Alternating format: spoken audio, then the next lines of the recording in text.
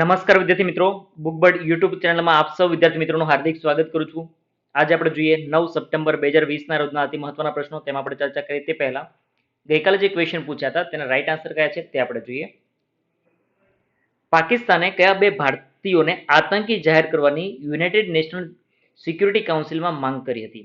હવે જે બે આપણા ભારતીય વ્યક્તિઓ છે, અંગારા અપ્પાજી અને ગોવિંદ પટનાયક, તો આ બંને વ્યક્તિઓને પાકિસ્તાને યુએનએસસીમાં એવી માંગ કરી હતી કે આ બંનેને આતંકી જાહેર કરવામાં આવે, પરંતુ યુએનએસસીમાં આ જે પાકિસ્તાનની જે માંગ હતી એને ફગાવી દેવામાં આવી, કારણ કે આ બંને વ્યક્તિઓ છે તે કોઈ આતંકી પ્રવૃત્તિ સાથે જોડાયેલા નથી. અને આ પ્રકારે જોવા જઈએ તો પાકિસ્તાને એક મોટો ફટકો પડ્યો છે. અને યુએનએસસી એવું કહ્યું કે આ એક કાવતરું છે કે ભારતને બદનામ કરવા માટેનું. ખરેખર જોવા જઈએ તો આ બંને કોઈ આતંકી નથી, અને અહીંયા પણ પાકિસ્તાનને ઘણું બધું સાંભળવું પડ્યું હતું. Grand parents bag of stories પુસ્તકના લેખક સુધા મૂર્તિ છે. નૈનિશા ડેડિયાના કયા પ્રોજેક્ટ્સને બેંગલુરુ આંતરરાષ્ટ્રીય શોર્ટ ફિલ્મ ફેસ્ટિવલ 2020માં શ્રેષ્ઠ ફિલ્મનો એવોર્ડ મળ્યો? આપણે જે અમદાવાદના આ નૈનિશા ડેડિયાવાળા કે જે અમદાવાદની એક સ્કૂલમાં ભણતા હતા, એટલે કે એક પ્રોજેક્ટ કર્યો હતો અને એ પ્રોજેક્ટ નામ હતું ધુમ્મસ.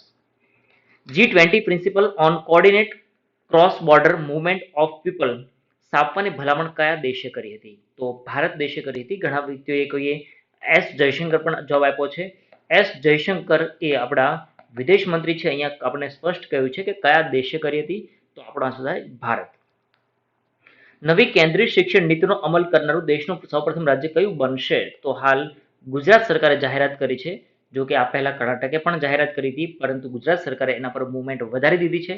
હજુ પણ ફાઇનલી જે પણ રાજ્ય ફાઇનલી બનશે તે પણ આપણે તમને ઇન્ફોર્મ કરીશું. ચલો, આ હતા આપણા 8 સપ્ટેમ્બર 2020ના રોજના અતિ મહત્વના પ્રશ્નો. અને તે પ્રશ્નોમાં સૌથી ફાસ્ટ આન્સર કોણે આપ્યો છે તો જોઈએ તો સૌથી ફાસ્ટ અને સૌથી જે સાચા આન્સર આપ્યા છે પરિતા હિરપરા સુરતથી. ખૂબ ખૂબ અભિનંદન પરિતા, ખૂબ ખૂબ અભિનંદન પરિતાએ આ 5 પ્રશ્નો રાઈટ આન્સર આપ્યા છે. ચલો, હવે આજના કરંટ અફેર્સના ટોપિકના ચર્ચા કરીએ તે પહેલા ખૂબ જ મહત્વનો એક ટોપિક, કેશવાનંદ ભારતી. તો આ કેશવાનંદ ભારતીનું હાલ અવસાન થયું છે. ચલો મિત્રો, તો જોઈએ કેશવાનંદ ભારતીનું અવસાન થયું છે. કેશવાનંદ ભારતી કે જે બંધારણમાં તમે ઘણી વખત સાંભળ્યું હશે, બંધારણનો મૂળ ઢાંચો, આ શબ્દ તમે ઘણી બધી જગ્યા પર સાંભળ્યો હશે, ઘણી બધી જગ્યા પર વાંચેલું હશે, અને અદાલતના જે ચુકાદાઓ પણ આવે છે તેમાં બહુ બધી વખત આ ઉલ્લેખ થયો હશે કે બંધારણનો મૂળ ઢાંચો છે તેના વિશે ઘણી બધી વખત ચર્ચાઓ થઈ હશે. તેવા બંધારણનો જે મૂળ ઢાંચો છે તેનું રક્ષણ કર્યું હતું તેવા કેશવાનંદ ભારતીનું અવસાન થયું છે. બંધારણના મૂળ સ્વરૂપના રક્ષણના કેસથી જાણીતા એવા કેશવાનંદ ભારતીનું હાલમાં અવસાન થયું છે. અને આ શબ્દ એટલે કે બંધારણનો મૂળ ઢાંચો, આ શબ્દ જે ઉલ્લેખ કરાયો છે એવા વ્યક્તિ આ કેશવાનંદ ભારતી. વિવિધ ચુકાદાઓમાં તેમજ દેશભરની લો કોલેજ અને બંધારણની ચર્ચાઓમાં કેશવાનંદ ભારતીનો કેસ હંમેશા એનો ઉલ્લેખ થાય છે. ખૂબ જ ચર્ચામાં રહ્યા હતો, એટલે કે આ કેસ એટલો ચર્ચામાં કરતા એવું કહીશું કે જબરજસ્ત એવો આ એક ઐતિહાસિક ચુકાદો ગણવામાં આવે છે કે ભારતીય ન્યાયમાં આ ઇતિહાસમાં આ ચુકાદો સૌથી મહત્વનો ગણવામાં આવ્યો છે. આ ઐતિહાસિક કેસથી જાણીતા એવા કેશવાનંદ ભારતીનું 79 વર્ષની વયે અવસાન થયું છે. જો હવે કેશવાનંદ ભારતી છે એનો કેસ બન્યો હતો, એ કેસ જે બન્યો હતો, જો કેસ કેટલો ચાલ્યો હતો તો 31 ઓક્ટોબરથી 1972 થી લઈ અને જજમેન્ટ આવ્યું અને ફાઇનલ ડિસિઝન આવ્યું 24 એપ્રિલ 1973 સુધી. અને સતત કન્ટિન્યુ હિયરિંગ પણ થયું હતું. કન્ટિન્યુ જે હિયરિંગ થયું હતું અને એમાં 700 થી વધારે પેજનો આ ચુકાદો આવ્યો હતો અને લગભગ કન્ટિન્યુ 68 દિવસ સુધી એનું સુનાવણી પણ થઈ હતી. અને આ પણ એક ઐતિહાસિક ચુકાદો હતો. ચલો, તેમાં જોઈએ સુપ્રીમ કોર્ટના 13 ન્યાયમૂર્તિઓની બેન્ચે 1973માં કેશવાનંદ ભારતીના કેસમાં ઐતિહાસિક ચુકાદો આપ્યો હતો. તો હવે અહીંયા શું થયું કે જે તે વખતે આ કેશવાનંદ ભારતીનો જે કેસ આવ્યો એ પહેલા હવે એકચ્યુઅલી ઘટના શું બની હતી કે ઘટના કંઈક એવી હતી કે સરકારે એક કાયદો લાવ્યા હતા, એટલે કે કેન્દ્ર સરકારે એક કાયદો લાવ્યા હતા. અને જે કાયદો હતો તેમાં એવું કહેવામાં આવ્યું હતું કે કેરળમાં land reform amendment act pass કરવામાં આવ્યો હતો. જો કે આ કાયદો મૂળ કેન્દ્ર સરકારમાંથી પસાર થયો હતો અને ત્યારબાદ કેરળે આને પસાર કરતા હતા. તો તે સમય દરમિયાન શું થયું, કેશવાનંદ ભારતી જે છે કેરળના કાસરગોડ જિલ્લાના ઇડેનીર મઠના ઉત્તરાધિકારી હતા અને એ સમયે આ કાયદો પસાર થયો હતો. અને તેના જે સંપત્તિ હતી, એટલે કે ધાર્મિક કાર્યો માટેની જે સંપત્તિ હતી તેમાંથી એનો અધિકાર જપ્ત થઈ જતો હતો. એટલે કે રાજ્ય સરકાર પાસે એની સત્તા જતી રહેતી હતી. તો આ જે કેશવાનંદ ભારતી છે એમણે એના મઠને બચાવવા માટે થઈ અને આખો જે કાયદો લાવ્યો, જો કે મઠને બચાવવા માટે જે મહત્વપૂર્ણ ભૂમિકા ભજવી છે એ મહત્વની ભૂમિકા ભજવનાર કોઈ વ્યક્તિ છે તો નાની પાલખીવાલા એમણે મહત્વની ભૂમિકા ભજવી હતી. હવે અહીંયા ઘટના શું બની હતી કે જ્યારે પણ નાની પાલખીવાળાને ખબર પડે છે કે આ પ્રકારનો કાયદો લાવે છે તો એ મઠમાં જાય છે અને આ કેશવાનંદ ભારતીને કહે છે કે આ પ્રકારે પણ આપણે કરી શકીએ છીએ અને આપણે બચાવી શકીએ છીએ, આપણે પોતાને બચાવી શકીએ છીએ.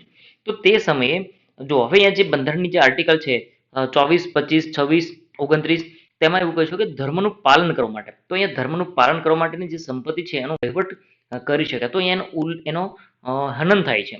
તો એ બદલ અહીંયા એક કેસ લગાવવામાં આવ્યો હતો સુપ્રીમ કોર્ટમાં અને સુપ્રીમ કોર્ટ એ લગભગ જ્યારે આ કેસમાં પણ એટલે કેશવાનંદ ભારતીના કેસમાં પણ દેશ વિદેશના બંધારણને અને ફરીથી પાછું એને સંશોધન કર્યું, એના વિશે ચર્ચા વિચારણા કરવામાં આવી. કે બંધારણ જ્યારે ઘડવામાં આવ્યું ત્યારે પણ આપણે બંધારણને ઘડવાયું તો એ જ અભ્યાસ કર્યો હતો, પરંતુ કેશવાનંદ ભારતીના કેસમાં ફરીથી એનો અભ્યાસ કરવામાં આવ્યો અને આ કેશવાનંદ ભારતીના કેસમાં જબરજસ્ત જજમેન્ટ આપવામાં આવ્યું. જો કે આ પહેલા પણ એવું કહેવામાં આવ્યું હતું, ઇવન કે ઘણા બધા તમે કેસ જોયા છે, મિનર્વા મિલનો કેસ હોય કે ઘણા બધા આવા કેસ હતા, તો તેમાં 11 જજની બેચ હતી. તો હવે આ જજમેન્ટને એમાં ફરીથી પાછું રિવ્યુ કરવા માટે એનાથી વધારે જજની જરૂર પડે, તો 12 જજ ના થઈ શકે. 12 જજ હશે તો 6:6 થશે ડિસિઝન, તો પણ પેન્ડિંગ આવશે. તો એના માટે હજુ એક બેચ એટલે કે એક ન્યાયાધીશ વધારવા જોઈએ, તો 13 ન્યાયાધીશ હશે તો 6 અથવા 6 થી વધારે અથવા તો મેક્સિમમ 6:7 નું રિઝલ્ટ મળી શકે.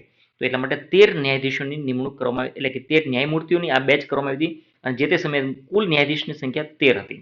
તો 13 ન્યાયમૂર્તિ દ્વારા આ કેસ ચલાવવામાં આવ્યો હતો, જો કે એમાં કુલ 11 જજમેન્ટ આપવામાં આવ્યા હતા અને 11 જે જજમેન્ટ હતું એનો જે સાર આપણે લઈએ તો સાર એક જ હતો કે બંધારણનો જે મૂળ ઢાંચો છે તેમાં કોઈ પ્રકારનો ચેન્જીસ ન કરી શકાય. આ પ્રકારનો એક ઢાંચોમાં ચેન્જીસ ન થાય એ પ્રકારનું એક ફાઇનલ જજમેન્ટ હતું. એટલે કે જો કે 11 અલગ અલગ જજમેન્ટ હતા, પરંતુ નિચોડ જો આપણે લઈએ ને તો એ જ હતો કે કોઈ પણ પ્રકારે એમાં જે મૂળ બંધારણનો ઢાંચો છે એમાં ફેરફાર ન કરી શકાય. ચલો હવે આ ઘટના શું બની હતી, ડિસિઝન ફાઇનલ ક્યારે આવ્યું હતું, 24 એપ્રિલ 1973 માં. ચલો એ બીજી વાત પણ એ સાથે બતાવી દઉં કે જો હવે અહીંયા શું થયું હતું કે 68 દિવસ જ્યારે સુનાવણી થઈ, 703 પેજ જેટલા 700 થી વધારે પેજમાં એનો ચુકાદો આવ્યો હતો અને એક વોટને લીધે સુપ્રીમ કોર્ટનું જે ડિસિઝન છે એ સ્વામી કેશવાનંદ તરફ એનું તરફેણ કરવામાં આવ્યું હતું. હવે એમાં જે જજ હતા એ જજ કયા હતા, તો એ જે તે સમયે જે મુખ્ય ન્યાયાધીશ હતા અને મુખ્ય ન્યાયાધીશ સાથે અન્ય પણ ન્યાયાધીશ હતા, એ તેમાં કેસમાં SM સિકરી એ જે તે સમયે ચીફ જસ્ટિસ ઓફ ઇન્ડિયા હતા અને ત્યારબાદના જે ન્યાયાધીશો છે એ અન્ય કુલ મળીને અન્ય 12 અને એક મુખ્ય ન્યાયાધીશ, કુલ 13 ન્યાયાધીશોએ આ પ્રકારે જજમેન્ટ આપ્યું હતું. હવે એમાં ઘટનાઓ પણ એવી પણ બનેલી કે જે ઇન્દિરા ગાંધીની સરકારની ફેવરમાં જેણે જજમેન્ટ આપ્યું હતું તો એમને ત્યારબાદ પછી મુખ્ય ન્યાયાધીશ પણ બનાવવામાં આવ્યા હતા. એ પહેલા ગોળકનાથનો જે કેસ હતો, ગોળકનાથ સ્ટેટ પંજાબની વિરુદ્ધમાં, તો આ બધી જ જે ઘટનાઓ છે એને અહીંયા ફરીથી પાછી લાવવામાં આવી હતી અને ત્યાર પછી પણ આ કેસ પછી પણ ફરીથી પાછું પણ એને રિવ્યુ પિટિશન થઈ હતી.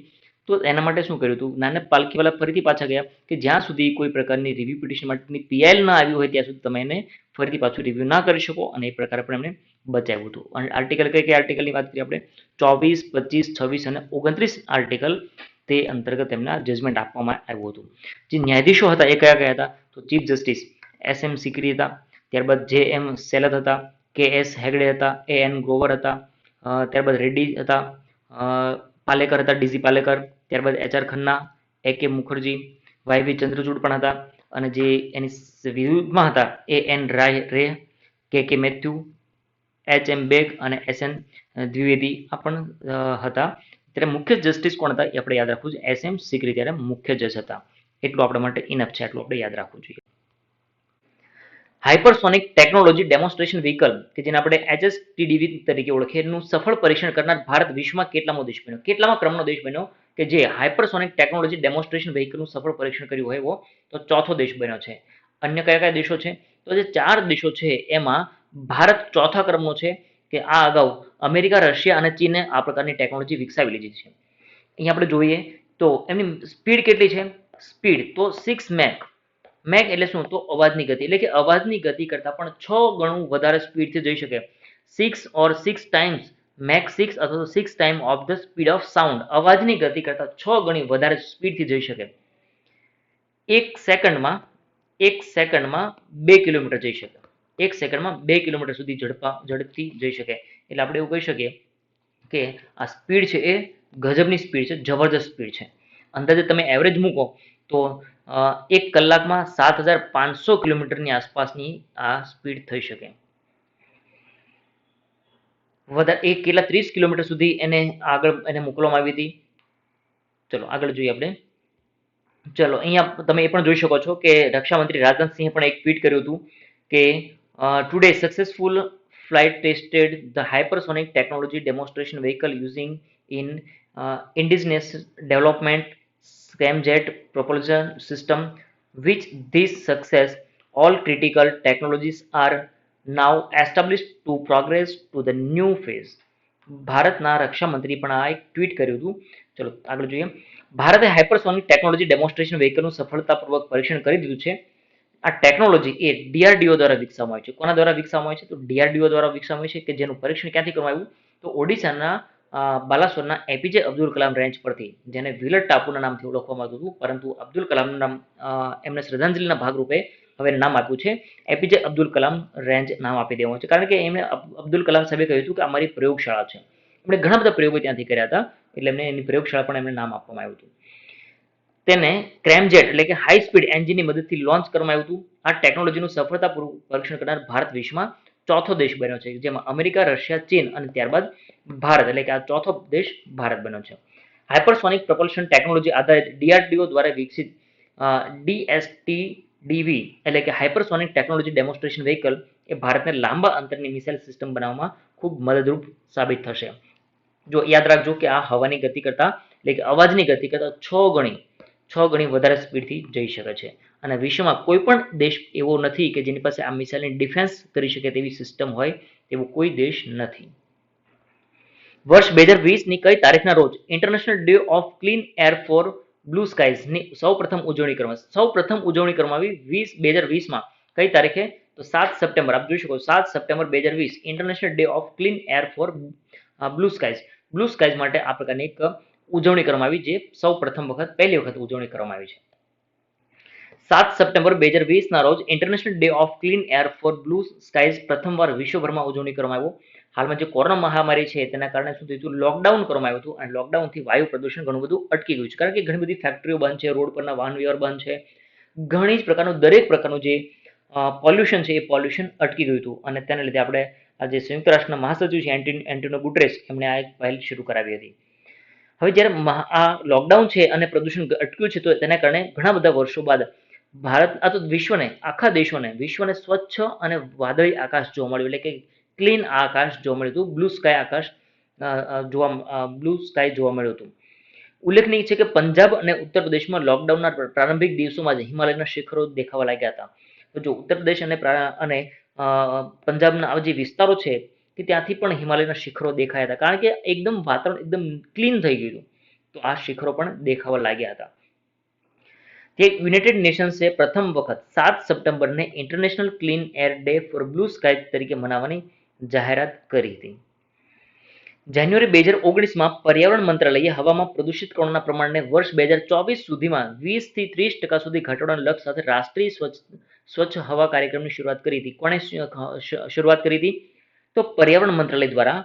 કયા વર્ષે? તો 2019માં. કયા વર્ષ સુધીમાં? તો 2024 સુધીમાં 20-30% સુધી જે પ્રદૂષણ છે એ પ્રદૂષણના કણોને ઘટાડવાનું, અને તેના માટે જે કાર્યક્રમ શરૂ કરવામાં આવ્યો તે કાર્યક્રમનું નામ છે રાષ્ટ્રીય સ્વચ્છ હવા કાર્યક્રમ. આ એની શરૂઆત કરવામાં આવી હતી, અને તેનો આધાર બેઝ કયો લેવામાં આવ્યો હતો? 2017ના વર્ષનો.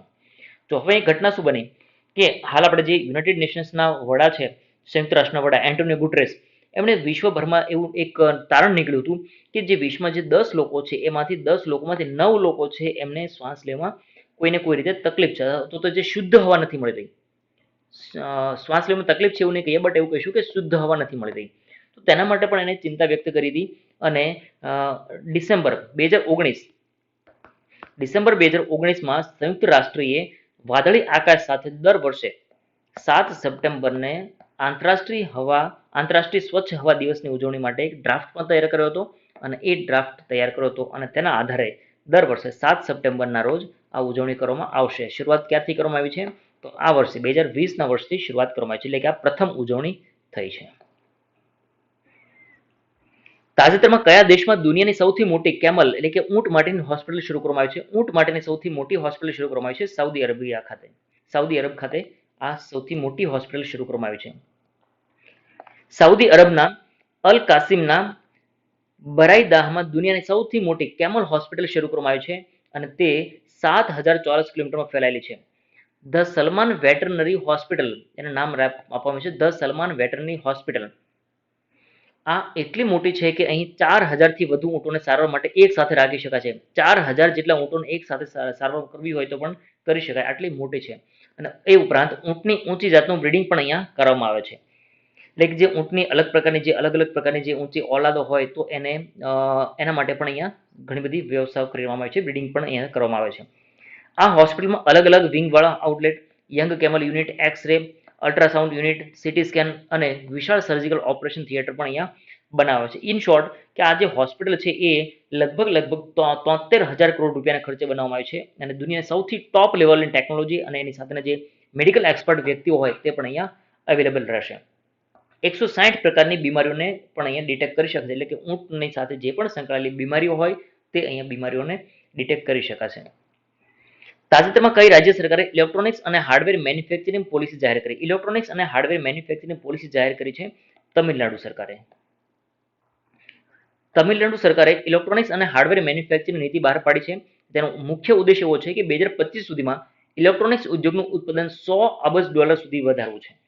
2025ના વર્ષ સુધીમાં ઇલેક્ટ્રોનિક્સ ઉદ્યોગનું જે ઉત્પાદન છે તેને $100 અબજ સુધી લઈ જવાનું છે. કયા વર્ષ સુધીમાં? તો 2025ના વર્ષ સુધીમાં. કેટલું ઉત્પાદન? તો $100 અબજ સુધીનું ઉત્પાદન ઇલેક્ટ્રોનિક્સ ઉદ્યોગનું લઈ જવું છે. આ એનો હેતુ રહેલો છે અને તેના માટે થઈને આ નીતિ છે એમાં અમલ બાદ તમિલનાડુ રાજ્યના કુલ ઇલેક્ટ્રોનિક્સ નિકાસના 25% યોગદાન આપશે. એટલે કે જે કુલ ઇલેક્ટ્રોનિક્સ નું નિકાસ થાય છે ભારતભરમાંથી, એમાંથી તમિલનાડુ કેટલું આપશે? તો 25% એનું ઉત્પાદનનું યોગદાન આપશે. એટલે કે એમાં સપોર્ટ કેટલો હશે તમિલનાડુનો? તો 25% તમિલનાડુનો સહયોગ રહેલો હશે. આ નીતિ અંતર્ગત રાજ્ય સરકાર એટલે કે તમિલનાડુ સરકાર અને કેન્દ્ર સરકાર દ્વારા આપવામાં આવતા પ્રોત્સાહનોનો પણ ઘણો બધો વધારવામાં આવશે. એટલે કે જે ઇલેક્ટ્રોનિક્સ જે ઉત્પાદન થશે તો એના માટે રાજ્ય સરકાર અને કેન્દ્ર સરકાર સાથે મળીને પ્રોત્સાહન આપશે ઘણી બધી રીતે, અને સબસિડી પણ આપશે. કઈ રીતે સબસિડી આપશે? તો એમએસએમઈ જે એકમ છે એને ESDM એટલે કે electronic system design and manufacturing, તેના માટેનું એક મહત્વનું એક વિશેષ પેકેજ પણ જાહેર કરશે, જેમાં વ્યાજ સબવેશન, મૂડી subsidy, generator subsidy, low power tariff subsidy, આ બધી વસ્તુ એમાં સામેલ કરવામાં આવી છે, જેથી કરીને એમએસએમઈ ઉદ્યોગ આ ઇલેક્ટ્રોનિક્સના ઉત્પાદન અને મેન્યુફેક્ચરિંગમાં પ્રેરણા મળશે એમને. મનોજ સિંહાએ Jammu Kashmir administrative service office માટે તાજેતરમાં કયું પ્લેટફોર્મ લોન્ચ કર્યું? મનોજ સિંહા કે જે જમ્મુ કાશ્મીરના લેફ્ટનન્ટ ગવર્નર છે, તો આ મનોજ સિંહા એમણે એક પોર્ટલ લોન્ચ કર્યું છે. કોના માટે? Jammu Kashmir administrative service officers માટે એક પ્લેટફોર્મ લોન્ચ કર્યું છે જેનું નામ છે સ્પેરો.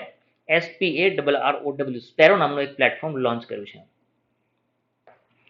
જમ્મુ કાશ્મીરના લેફ્ટનન્ટ ગવર્નર મનોજ સિંહાએ JKAS એટલે કે Jammu Kashmir administrative service officer માટે smart performance appraisal report recording online window, જેને આપણે શોર્ટમાં કહીએ સ્પેરો. સ્પેરોનું પૂરું નામ શું થશે? Smart performance appraisal report recording online window. આ એક પ્લેટફોર્મ લોન્ચ કર્યું છે. સ્પેરો પ્લેટફોર્મથી આશરે લગભગ 1289 જેટલા અધિકારીઓને લાભ થશે અને અપ્રેઝલ રિપોર્ટિંગ જે કરવામાં આવે છે એનું જે નુકસાન થતું હોય તેને ઘટાડવામાં પણ ફાયદો થશે. જમ્મુ કાશ્મીર એડમિનિસ્ટ્રેટિવ સર્વિસના જે અધિકારીઓ છે એના કામગીરીનું મૂલ્યાંકન પણ ઘણી બધી રીતે સારી રીતે કરી શકાય. તેનું નિરીક્ષણ અને સમયસર કાર્યની પૂર્ણ સુનિશ્ચિતતા વધારવા અને કાર્યોમાં પારદર્શિતા લાવવા માટે, ઇન શોર્ટ કે અહીંયા અક્યુરસી અને સ્પીડ લાવવા માટે આ સ્પેરો પ્લેટફોર્મ ખૂબ જ ઉપયોગી સાબિત થશે. આ પ્રોજેક્ટનો અમલ કોણ કરશે? તો અમલ કરશે Jammu Kashmir governance agency, informatics technology department અને નેશનલ ઇન્ફોર્મેટિક્સ સેન્ટર અને જનરલ એડમિનિસ્ટ્રેટિવ ડિપાર્ટમેન્ટના સહયોગથી એનો અમલ કરવામાં આવશે. Information technology department, national informatics centre અને જનરલ એડમિનિસ્ટ્રેટિવ ડિપાર્ટમેન્ટ અને જમ્મુ કાશ્મીર ગવર્નન્સ એજન્સી સાથે મળીને તેનો અમલ કરવામાં મહત્વનો ભાગ ભજવશે. હવે જે સ્પેરો સિસ્ટમ છે એનો ઉપયોગ કોઈ પણ અરજદાર છે એ ગમે ત્યાંથી, એટલે કે જેના માટે બનાવવામાં આવ્યું છે તે કોઈ પણ વ્યક્તિ ગમે ત્યાંથી એનો કોઈ પણ સમયે અપ્રેઝલ રિપોર્ટ પણ ફાઇલ કરી શકે, જે એના અરજદાર છે તે વ્યક્તિ. કઈ આઈઆઈટી સંસ્થાએ N95 માસ્કને શુદ્ધ કરવા માટે ચક્ર ડીકોવ લોન્ચ કર્યું? ચક્ર ડીકોવ નામનું એક માસ્કને N95 માસ્કને શુદ્ધ કરવા માટે એક લોન્ચ કર્યું છે. કોણે લોન્ચ કર્યું છે? આઈઆઈટી દિલ્હી દ્વારા. આપ જોઈ શકો છો અહીંયા કે આ પ્રકારનું એક બોક્સ બનાવ્યું છે જે લંબચોરસ આકાર, એક ચોરસ આકાર જેવું બનાવ્યું છે અને તેમાં આ ચોરસ જેવું કેબિનેટ બનાવ્યું છે. એમાં N95 માસ્કને રાખીને એને ડીકોવ એટલે કે કોરોનાથી મુક્ત કરી શકાય છે. N95 માસ્કને આઈઆઈટી દિલ્હીના સ્ટાર્ટઅપ, યાદ રાખજો દિલ્હી આઈઆઈટી નું સ્ટાર્ટઅપ કયું છે? ચક્ર ઇનોવેશન. એમના દ્વારા N95 માસ્કને શુદ્ધ કરવા માટે ચક્ર ડીકોવ નામે એક વિશેષ ડીકન્ટેમિનેશન ડિવાઇસ લોન્ચ કર્યું છે. ડીકન્ટેમિનેશન ડિવાઇસ લોન્ચ કર્યું છે. ચક્ર ડીકોવ એક નવીન ડીકન્ટેમિનેશન મિકેનિઝમથી બનાવવામાં આવ્યું છે જે N95 માસ્કના છિદ્રો છે એને સાફ કરવા માટે ઓઝોન ગેસની પેસ્ટ્રેબિલિટીનો ઉપયોગ કરે છે. અને જે પણ ઓઝોનના જે પણ આપણે જે માસ્ક છે એના જેટલા પણ સ્તર છે એ દરેક સ્તર સુધી અને દરેક છિદ્રોને એકદમ સારામાં સારી રીતે ડિસઇન્ફેક્ટ કરી શકાય છે. એટલે કે અહીંયા એટલા માટે નામ આપ્યું છે ડીકોવ. ડીકોવ એટલે ડીકન્ટેમિનેશન ડિવાઇસ, કોરોનાથી એને મુક્ત કરી શકાય આ રીતે. N95 માસ્કના દરેક લેયરને સંપૂર્ણ શુદ્ધ કરે છે. અને ડિવાઇસનું પરીક્ષણ છે એ આઈઆઈટી દિલ્હીના સેન્ટર ફોર બાયોમેડિકલ એન્જિનિયરિંગમાં કરવામાં આવ્યું હતું. અને જ્યારે south Indian textile research association દ્વારા જે માસ્ક છે એ માસ્ક ક્લીન્ડ માસ્ક થયા છે કે કેમ તેનું પણ પરીક્ષણ કરવામાં આવ્યું. એટલે કે આપણે એવું કહી શકીએ કે આ જે માસ્ક છે એનું પણ ટ્રાયલ કરી દેવામાં આવ્યું છે અને માસ્કનો ઉપયોગ કર્યા પછી પણ એને આ પ્રકારે ક્લીન થયા પછીનું પણ એને પરીક્ષણ કર્યું છે. કોણે પરીક્ષણ કર્યું છે? South India textile research association દ્વારા. એટલે કે અહીંયા જે માસ્ક છે એને લગભગ 10 વખત એનો ઉપયોગ થઈ શકે તે પ્રકારે બનાવ્યું છે. ચલો હવે નેક્સ્ટ જોઈએ ક્વેશ્ચન. આજના ક્વેશ્ચન કયા છે? ચલો ક્વેશ્ચન વિશે જોઈએ. કેશવાનંદ ભારતીનો કેસ કયા વકીલે લડ્યો હતો? એટલે કે કયા વકીલે એનો કેસ લડ્યા હતા કેશવાનંદ ભારતીનો? તેનું નામ લખવાનું છે. ભારત કયા દેશ પાસેથી $1 અબજ ના 2 આકાશી રડાર કે જે એવોક્સ ખરીદશે? ત્રણેય સેનાના સંયુક્ત આકાશી છત્ર તરીકે નવા એર કમાન્ડરનું મુખ્યાલય ક્યાં રહેશે? વર્ષ 2020 નું ઇન્ટરનેશનલ બુકર પ્રાઇઝ કોણે જીત્યું અને કઈ નવલકથા માટે? એટલે એ તમારા માટે 2 ક્વેશ્ચન રહેશે, એક તો વ્યક્તિનું નામ અને એક નવલકથાનું નામ. હાઇપરસોનિક ટેકનોલોજી ડેમોન્સ્ટ્રેશન વ્હીકલ ધરાવનાર ભારત કેટલામો દેશ બન્યો છે? તો કેટલામો દેશ બન્યો છે તમારે અહીંયા આન્સરમાં લખવાનું છે. તો આ ક્વિઝ માટેના આન્સર છે. જે વિદ્યાર્થી મિત્રો નવા જોડાય છે તો એમણે કઈ રીતે આન્સર મોકલવાના છે? તો જે તે તારીખ લખવાની છે એટલે કે 9 સપ્ટેમ્બર 2020. 5 પ્રશ્નોના રાઈટ આન્સર લખવાના છે. 5 પ્રશ્નો જે રાઈટ આન્સર છે તે રાઈટ આન્સર લખવાના છે. ત્યારબાદ તમારું નામ લખવાનું છે, તમારું શહેરનું નામ લખવાનું છે અને ત્યારબાદ મેસેજ કરવાનો છે. વોટ્સએપ મેસેજ કરવાનો છે 7575878603 નંબર પર તમારે વોટ્સએપ કરવાનો રહેશે. ચલો મિત્રો, તો આ હતા આપણા 9 સપ્ટેમ્બર 2020 ના રોજના અતિ મહત્વના પ્રશ્નો. તેના વિશે આપણે ચર્ચા કરી. મળી નેક્સ્ટ વિડીયોમાં. Thank you for watching Bookbirds current affair.